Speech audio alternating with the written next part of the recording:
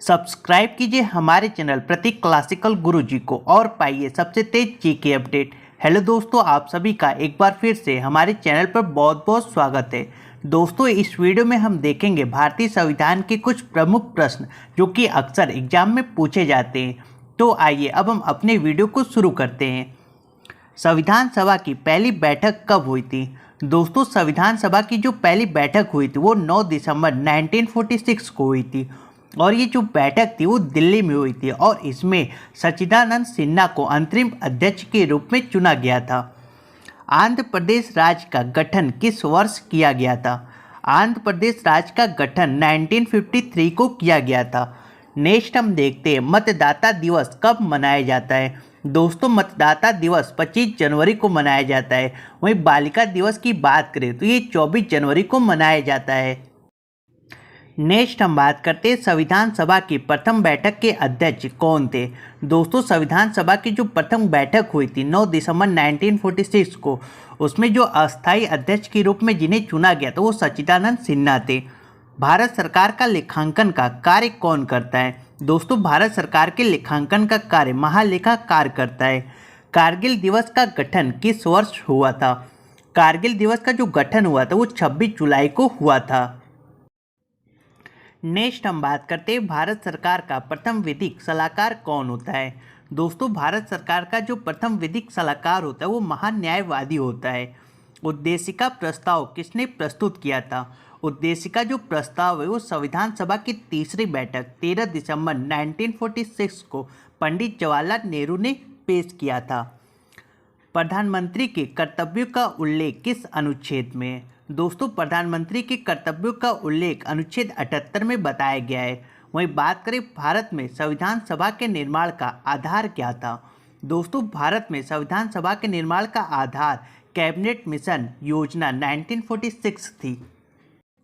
दोस्तों, जैसा कि हम जानते हैं भारत की संविधान सभा एक संप्रभु संस्था थी जिसका गठन कैबिनेट मिशन में, यानी कि जब कैबिनेट मिशन 1946 को भारत आया था तो इसमें 3 सदस्य थे और इसके जो अध्यक्ष थे वो पैट्रिक लॉरेंस थे। इन्हीं की सिफारिश पर 1946 में देश के लिए एक संविधान प्रारूप तैयार करने के लिए भारत का दौरा किया गया था और कैबिनेट मिशन के सिफारिश पर ही भारत में संविधान सभा बना था। नेक्स्ट हम देखते हैं प्रस्तावना में भारत शब्द कितनी बार उल्लेख हुआ है। दोस्तों, प्रस्तावना में भारत शब्द का उल्लेख 2 बार किया गया है। प्रारूप समिति का गठन कब किया गया था? दोस्तों, प्रारूप समिति का गठन 29 अगस्त 1947 को किया गया था और इसके जो अध्यक्ष थे वो बाबा साहब अम्बेडकर थे, जिन्हें आधुनिक मनु के नाम से भी जाना जाता है। संविधान में भारत को क्या कहा गया था? दोस्तों, संविधान में भारत को राज्यों का संघ कहा गया है। ये अनुच्छेद 1 में बताया गया है। भारत के संविधान को लागू कब किया गया था? दोस्तों, भारत में संविधान को 26 जनवरी 1950 को लागू किया गया, लेकिन ये बनकर तैयार हुआ था 24 जनवरी 1949 को। नेक्स्ट हम बात करते हैं संपत्ति का अधिकार मौलिक अधिकार के रूप में किस संशोधन द्वारा समाप्त किया गया था? दोस्तों, जो 44वां संविधान संशोधन था 1978 वाला, यानी मोरारजी देसाई वाला, उसमें संपत्ति का जो अधिकार था उसे मौलिक अधिकार के हटाकर विधिक अधिकार में शामिल किया गया था और जो विधिक अधिकार है वो अनुच्छेद 300A में बताया गया है। नेक्स्ट हम बात करते हैं मुस्लिम हेतु पृथक निर्वाचन प्रणाली कब लागू की गई थी। दोस्तों, मुस्लिम हेतु जो पृथक निर्वाचन प्रणाली थी उसे मार्ले मिंटो सुधार द्वारा 1909 में लागू किया गया था। इसे सांप्रदायिक निर्वाचन प्रणाली के नाम से भी जानते हैं। 10वीं अनुसूची का संबंध किससे है? दोस्तों, 10वीं अनुसूची का संबंध दल विधेयक कानून से है। ये 52वां संशोधन 1985 द्वारा इसे संविधान में शामिल किया गया था। उद्देश्य प्रस्ताव कब प्रस्तुत किया गया था? दोस्तों, उद्देश्य प्रस्ताव 13 दिसंबर 1946 को जवाहरलाल नेहरू द्वारा पेश किया गया, संविधान सभा में पेश किया गया था। झंडा समिति के अध्यक्ष कौन थे? दोस्तों, झंडा समिति के अध्यक्ष JB कृपलानी थे। ये सभी क्वेश्चन कई बार विभिन्न एग्जामों में पूछे गए हैं। आइए अब हम देखते हैं प्रस्तावना से संबंधित कुछ महत्वपूर्ण प्रश्न। दोस्तों जो प्रस्तावना का विचार था वो संयुक्त राज्य अमेरिका से लिया गया था, वहीं प्रस्तावना की भाषा जो थी वो ऑस्ट्रेलिया से ली गई थी। भारत में जो प्रस्तावना लाया गया था वो 13 दिसंबर 1946 को जवाहरलाल नेहरू द्वारा इसे संविधान सभा में पेश किया गया था। इसे संविधान की आत्मा या फिर कुंजी भी कहते हैं। दोस्तों मूल ढांचा का जो सिद्धांत था वो केशवानंदन बनाम केरल भारती द्वारा 1973 में बताया गया था। इसके तहत ये बताया गया था कि प्रस्तावना जो है वो संविधान का भाग है और इसमें संशोधन हो सकता है। नेक्स्ट हम देखते हैं 42वां संविधान संशोधन 1976 द्वारा किन 3 शब्दों को जोड़ा गया था। ये क्वेश्चन कई बार एग्जाम में पूछा गया है। दोस्तों जो 42वां संविधान संशोधन 1976 वाला हुआ था उसमें 3 शब्द जोड़े गए थे, जिसमें समाजवाद, पंथनिरपेक्षता और अखंडता शामिल थी। दोस्तों इसके साथ साथ इसी संविधान संशोधन में 10 मौलिक कर्तव्य भी जोड़े गए थे, जो भाग 4A में अनुच्छेद 51A से संबंधित है। और ये जो समिति थी वो सरदार स्वर्ण सिंह समिति थी। नेक्स्ट हम देखते हैं भारत में जनहित याचिकावाद का जनक किसे कहा जाता है। दोस्तों भारत में जनहित याचिकावाद का जनक PN भगवती को कहते हैं। संविधान सभा के स्थायी अध्यक्ष कौन और कब बने। दोस्तों जो संविधान सभा का दूसरा बैठक था 11 दिसंबर 1946 को जो हुआ था उसमें राजेंद्र प्रसाद को स्थायी अध्यक्ष के रूप में चुना गया था और उपाध्यक्ष के रूप में SC मुखर्जी को चुना गया था। संयुक्त उच्च न्यायालय की स्थापना किसके द्वारा की जाती है। दोस्तों संयुक्त उच्च न्यायालय की स्थापना संसद द्वारा की जाती है। प्रारूप समिति के अध्यक्ष कौन थे। प्रारूप समिति के अध्यक्ष डॉक्टर भीमराव अंबेडकर थे और इसमें टोटल 7 लोग सम्मिलित थे। संविधान सभा के उपाध्यक्ष कौन थे। दोस्तों संविधान सभा के उपाध्यक्ष SC मुखर्जी थे। कैबिनेट मिशन में संविधान सभा के सदस्यों की संख्या कितनी निर्धारित की गई थी। दोस्तों जो कैबिनेट मिशन 1946 भारत में आया था उस समय सदस्यों की जो संख्या थी वो 389 थी। नेक्स्ट हम देखते हैं संविधान संशोधन की प्रक्रिया कहाँ से ली गई है। संविधान संशोधन की जो प्रक्रिया है वो दक्षिण अफ्रीका से ली गई थी। नेक्स्ट हम बात करते हैं संविधान निर्माण के समय संविधान में टोटल कितनी अनुसूचियाँ थी। दोस्तों संविधान के निर्माण के समय संविधान में टोटल 8 अनुसूची थी और वर्तमान में अब ये 12 अनुसूची हैं। मूल कर्तव्य किसके अनुशंसा पर जोड़े गए थे। मूल कर्तव्य सरदार स्वर्ण सिंह समिति के अध्यक्ष अनुशंसा पर जोड़े गए थे।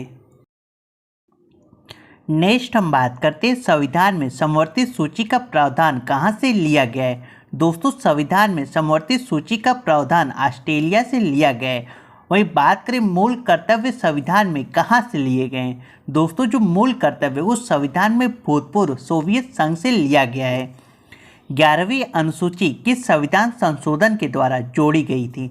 दोस्तों 11वीं जो अनुसूची है पंचायती राज वाली वो 73वें संविधान संशोधन द्वारा 1992 में जोड़ी गई थी और ये भाग 9 से संबंधित है और इसमें जो टोटल विषय है वो 29 है।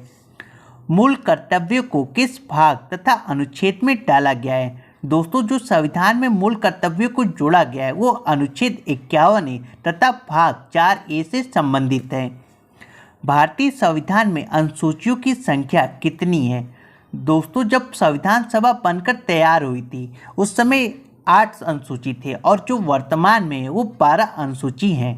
किस सूची में पंचायती राज व्यवस्थाओं का वर्णन किया गया है। दोस्तों संविधान की जो 11वीं अनुसूची है उसमें पंचायती राज व्यवस्थाओं का वर्णन किया गया है। भारत की 22 भाषाओं का उल्लेख किस अनुसूची में मिलता है। भारत की 22 भाषाओं का जो उल्लेख है वो 8वीं अनुसूची में मिलता है। केंद्र तथा राज्य के बीच शक्तियों का बंटवारा किस अनुसूची के अंतर्गत आता है। दोस्तों केंद्र और राज्य के बीच जो शक्तियों का बंटवारा होता है वो 7वीं अनुसूची के तहत बताया गया है। नेक्स्ट हम बात करते हैं अवशिष्ट शक्तियों को केंद्र को सौंपने का लक्षण लिया गया है। दोस्तों जो अवशिष्ट शक्तियाँ है उसे केंद्र अपने हाथ में लेता है। ये कनाडा के संविधान से लिया गया है। नेक्स्ट हम देखते हैं 7वीं अनुसूची में किस प्रकार की अनुसूचियों का वर्णन है। दोस्तों जो 7वीं अनुसूची है उसमें संघ सूची, राज्य सूची और समवर्ती सूची शामिल है। किस अधिनियम द्वारा भारत का गवर्नर जनरल पद सृजित किया गया था? 1833 का जो चार्टर एक्ट था उसी के तहत भारत में गवर्नर जनरल का जो पद है वो सृजित किया गया था। नेक्स्ट हम बात करते हैं किस अनुसूची में अनुसूचित क्षेत्रों और अनुसूचित जनजाति के बारे में वर्णन किया गया है। दोस्तों जो संविधान की जो 5वीं अनुसूची है उसमें अनुसूचित क्षेत्रों और अनुसूचित जनजातियों के बारे में बताया गया है।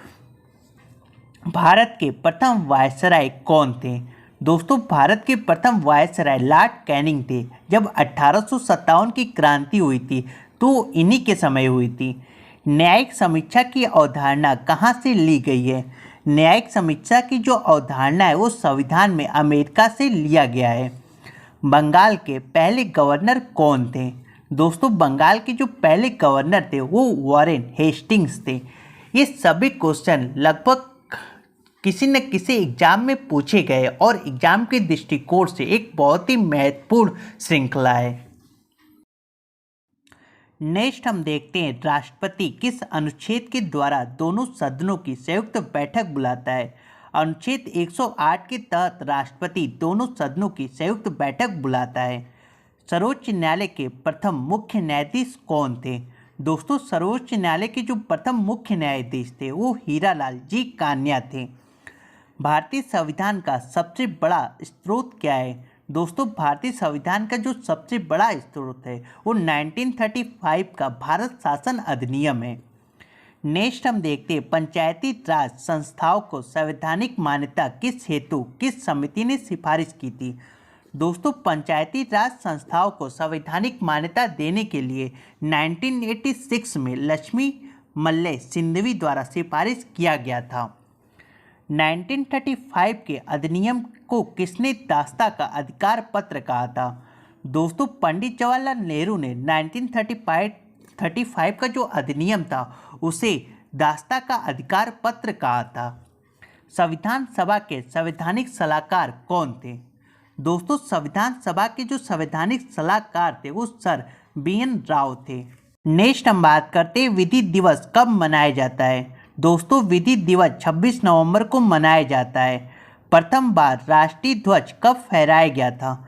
प्रथम बार जो राष्ट्रीय ध्वज था वो 26 जनवरी 1930 को फहराया गया था और सबसे पहले इसे 1907 में मैडम भिकाजी कामा द्वारा जर्मनी में फहराया गया था। मैडम भिकाजी कामा को भारतीय क्रांति की माँ भी कहा जाता है। नेक्स्ट हम बात करते हैं शिक्षण संस्थाओं में धार्मिक शिक्षा का प्रतिबंध किस अनुच्छेद के तहत लगाया गया था? दोस्तों शिक्षण संस्थाओं में धार्मिक शिक्षा का प्रतिबंध अनुच्छेद 28 के तहत लगाया गया था। कांग्रेस के किस अधिवेशन में पूर्ण स्वराज की घोषणा हुई थी? कांग्रेस का जो लाहौर का अधिवेशन हुआ था 1929 वाला जिसकी अध्यक्षता जवाहरलाल नेहरू कर रहे थे, उसी अधिवेशन में पूर्ण स्वराज की घोषणा की गई थी। मतदाता की आयु 21 वर्ष से घटाकर 18 वर्ष कर दी गई। ये किस संविधान संशोधन द्वारा हुआ था? दोस्तों जो 61वां संविधान संशोधन था 1989 वाला, उसमें जो मत देने की आयु थी उसे 21 वर्ष से घटाकर 18 वर्ष कर दिया गया था। डॉक्टर भीमराव अंबेडकर किस प्रदेश से संविधान सभा में सदस्य थे? दोस्तों डॉक्टर भीमराव अंबेडकर यानी कि बाबा साहब अंबेडकर मुंबई से संविधान सभा में सदस्य थे। राष्ट्रीय ध्वज की डिजाइन किसने तैयार की थी? दोस्तों राष्ट्रीय ध्वज की जो डिजाइन थी उसे पिंगली वेंकैया ने डिजाइन किया था। नेक्स्ट हम बात करते हैं आधुनिक भारत का मनु किसे कहा जाता है? आधुनिक भारत का मनु डॉक्टर भीमराव अंबेडकर को कहा जाता है।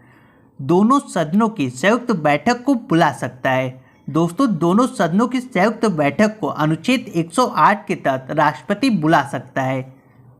नेक्स्ट हम बात करते हैं भारत में प्रथम आम चुनाव कब हुआ था? दोस्तों भारत में जो प्रथम आम चुनाव था वो 1951 और 52 के बीच हुआ था। 9वीं अनुसूची किस संविधान संशोधन द्वारा जोड़ी गई थी? प्रथम संविधान संशोधन 1951 द्वारा संविधान में 9वीं अनुसूची को शामिल किया गया था। संविधान संशोधन द्वारा प्रस्तावना में संशोधन किस संशोधन के द्वारा किया गया था? दोस्तों जो 42वां संविधान संशोधन था यानी 1976 वाला, उसके तहत प्रस्तावना में पहली बार संशोधन किया गया था और उसमें 3 शब्द जोड़े गए थे: समाजवाद, पंथ निरपेक्षता और अखंडता। शोषण के विरुद्ध अधिकार किस अनुच्छेद के अंतर्गत आता है? दोस्तों शोषण के विरुद्ध जो अधिकार है वो अनुच्छेद 23 और 24 के अंतर्गत आता है। मौलिक अधिकार किस देश के संविधान से लिए गए हैं? मौलिक जो अधिकार है वो अमेरिका के संविधान से लिए गए हैं। किस संविधान संशोधन द्वारा दिल्ली को राष्ट्रीय राजधानी का दर्जा दिया गया था? दोस्तों जो 69वां संविधान संशोधन था उसके द्वारा दिल्ली को राष्ट्रीय राजधानी का दर्जा दिया गया था। नेक्स्ट हम बात करते हैं कौन अपने पद की शपथ नहीं लेता? दोस्तों जो लोकसभा अध्यक्ष होता है वो अपने पद की शपथ नहीं लेता है। नेक्स्ट हम देखते हैं ईस्ट इंडिया कंपनी के शासन का अंत किस अधिनियम द्वारा किया गया था? 1858 का जो भारत शासन अधिनियम था उसके तहत ईस्ट इंडिया कंपनी के शासन का अंत किया गया था। लोकलेखा समिति में कितने और किस सदन के सदस्य होते हैं? दोस्तों लोकलेखा जो समिति है उसमें टोटल 22 सदस्य होते हैं, जिसमें लोकसभा में 15 और राज्यसभा के 7 सदस्य शामिल होते हैं और ये जो प्रतिवेदन प्रस्तुत करते हैं उसके तहत संसद में उस पर विचार विमर्श किया जाता है। नेक्स्ट हम बात करते हैं संसद की प्रथम बैठक कब हुई थी? दोस्तों संसद की जो प्रथम बैठक हुई थी वो 13 मई 1952 को हुई थी। भारत का राष्ट्रपति किस अनुच्छेद के अंतर्गत आता है? भारत का जो राष्ट्रपति है वो अनुच्छेद 52 के तहत आता है और इस पर जो महाभियोग की प्रक्रिया चलाई जाती है उसका उल्लेख अनुच्छेद 61 में दिया गया है। भारत का उपराष्ट्रपति किस अनुच्छेद के अंतर्गत आता है? दोस्तों भारत का जो उपराष्ट्रपति है वो अनुच्छेद 63 के अंतर्गत आता है। नेक्स्ट हम बात करते हैं भारतीय संविधान का मैग्ना कार्टा किस भाग को कहा जाता है? भारतीय संविधान का जो मैग्ना कार्टा है वो भाग 3 को कहा जाता है जो कि मौलिक अधिकार से संबंधित है। धन विधेयक को संसद के किस सदन में पेश किया जाता है? दोस्तों धन विधेयक को संसद के लोकसभा में पेश किया जाता है और ये अनुच्छेद 110 के तहत है। डॉक्टर भीमराव अंबेडकर ने किस अधिकार को भारतीय संविधान की आत्मा कहा है? संवैधानिक उपचारों का जो अधिकार है जिसे अनुच्छेद 32 में बताया गया है उसे भारतीय संविधान की आत्मा कहा गया है। किस संशोधन द्वारा संपत्ति के मूल अधिकार को कानूनी अधिकार बनाया गया था? दोस्तों जो 44वां संविधान संशोधन था उसमें संपत्ति को मौलिक अधिकार से निकालकर विधिक अधिकार में शामिल किया गया था। नेक्स्ट हम देखते हैं राज्यसभा का पदेन सभापति कौन होता है? राज्यसभा का जो पदेन सभापति होता है वो उपराष्ट्रपति होता है। नेक्स्ट हम बात करते हैं केंद्र और राज्य के बीच संबंध समवर्ती सूची प्रस्तावना की भाषा कहाँ से ली गई है?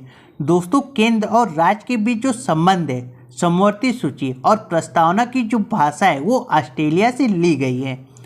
राष्ट्रपति संसद में कितने सदस्य मनोनीत करता है? दोस्तों राष्ट्रपति संसद में टोटल 14 सदस्य मनोनीत करता है, जिसमें राज्यसभा से 12 और लोकसभा से 2 सदस्य होते हैं। नेक्स्ट हम बात करते हैं प्राक्कलन समिति में कितने और किस सदन के सदस्य होते हैं? दोस्तों प्राक्कलन समिति में टोटल 30 सदस्य होते हैं और ये सभी लोकसभा के होते हैं। राज्यसभा का इसमें कोई भी सदस्य भाग नहीं लेता। समिति का जो अध्यक्ष होता है वो लोकसभा के अध्यक्ष द्वारा मनोनीत होता है और इसके प्रतिवेदन पर संसद में बहस नहीं होता है। प्रांतीय संविधान समिति के अध्यक्ष कौन थे? प्रांतीय संविधान समिति के अध्यक्ष सरदार वल्लभ भाई पटेल थे। नेक्स्ट हम देखते हैं संसद में धन विधेयक को प्रस्तुत करने की पूर्व किसकी अनुमति आवश्यक होती है? दोस्तों जो संसद में लोकसभा में धन विधेयक प्रस्तुत किया जाता है उससे पहले राष्ट्रपति की अनुमति आवश्यक होती है। संचालन समिति के अध्यक्ष कौन थे? संचालन समिति के अध्यक्ष डॉक्टर राजेंद्र प्रसाद थे। नीति निर्देशक सिद्धांत समिति के अध्यक्ष कौन थे? दोस्तों नीति निर्देशक सिद्धांत समिति के अध्यक्ष सर तेज बहादुर संप्रू थे। भारतीय राष्ट्रपति नेक्स्ट हम देखते हैं भारतीय स्वतंत्रता आंदोलन की माता कौन थी? दोस्तों भारतीय स्वतंत्रता आंदोलन की जो माता थी वो कस्तूरबा गांधी थी। आज़ादी के बाद झंडा समिति के गठन की अध्यक्षता किसने की थी? दोस्तों, आज़ादी के बाद झंडा समिति के गठन की जो अध्यक्षता थी वो JB कृपलानी ने की थी। भारत का राष्ट्रीय झंडा कब अपनाया गया था?